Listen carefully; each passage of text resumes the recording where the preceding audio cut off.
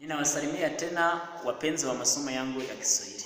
Ndongeye kubasuhuza bakunzi wa masomo yangu ya Kiswahili. Sasa tunaendelea na somo lipya. Turakomeje ni somo lipya. Somo la leo ni wakati uliopita. Wakati uliopita twabonye ko ari imitagihe. Imitagihe ni ukuvuga igaragaza ibikorwa by'igihe cya kera byashize. Mukurikire tugiye gutangira duhera ku ndango yemeza ariyo twabonye ko ari hali ya kinishi.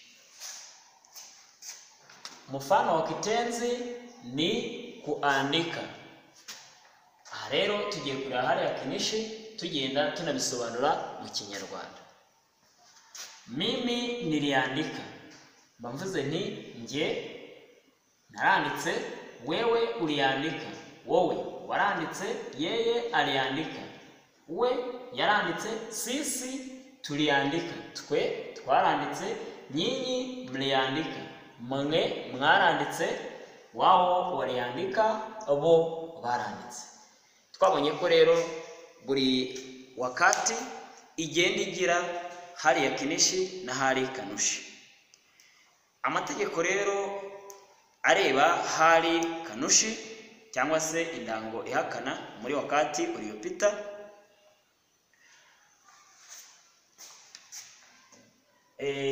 Kiambishi cha wakati uliopita li ni ukuvuga ijambo rigaragaza wakati uliopita ari ryo twita li, rihinduka ku iyo turimo duhakana.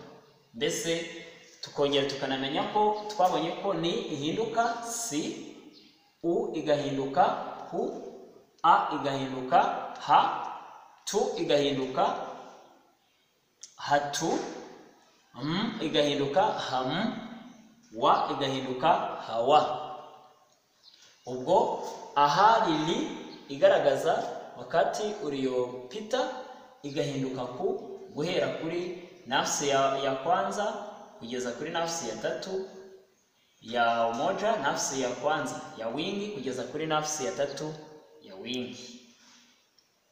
Ubwo rero turavuga tuti mimi sikuandika, nje sinanditse, wewe hukuandika, wowe ntiwanditse, yeye hakuandika, we ntiyanditse, sisi hatukuandika, twe ntitwanditse, nyinyi hamkuandika, mwe ntimwanditse, wao hawakuandika, bo ntibanditse.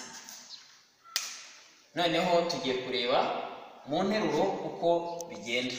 Sentensi katika hali ya kinishi. Ubwo ni muri wakati uliopita nkuko twabibonye.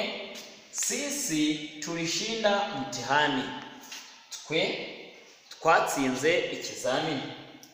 Ubwo duhakana turavuga tuti sisi hatukushinda mtihani, twe ntitwatsinze ikizamini. Sentensi ya pili, Amina alienda ng'amboni. Ng'amboni ni mu mahanga. Ubwo iyo tuvuze ng'ambo tuba tuvuze amahanga, twakongeraho ni tukaba tuvuze n'ubundi mu mahanga. Ubwo aha muri hali kanushi tuzaba tuti Amina hakuenda ng'amboni. Tube tuvuze tuti Amina ntiyagiye mu mahanga. Wewe ulifundisha Kiswahili. Wowe wigishije Kiswahili. Wewe hukufundisha Kiswahili. Wowe ntiwigishije Kiswahili. Majirani walitusaidia sana. Abaturanyi baradufashije cyane. Majirani hawakutusaidia sana. Ubwo navuze ni abaturanyi ntibadufashije cyane. Wapenzi wa masomo yangu ya Kiswahili, hapa ndipo ninamalizia somo la leo. Abakunzi b'amasomo yanjye, aha niho nsoreje isomo ry'uyu munsi. Ndabashimiye kuba mwarikurikiye. Urubutse gukora subscribe, like, share na comment. Asante sana.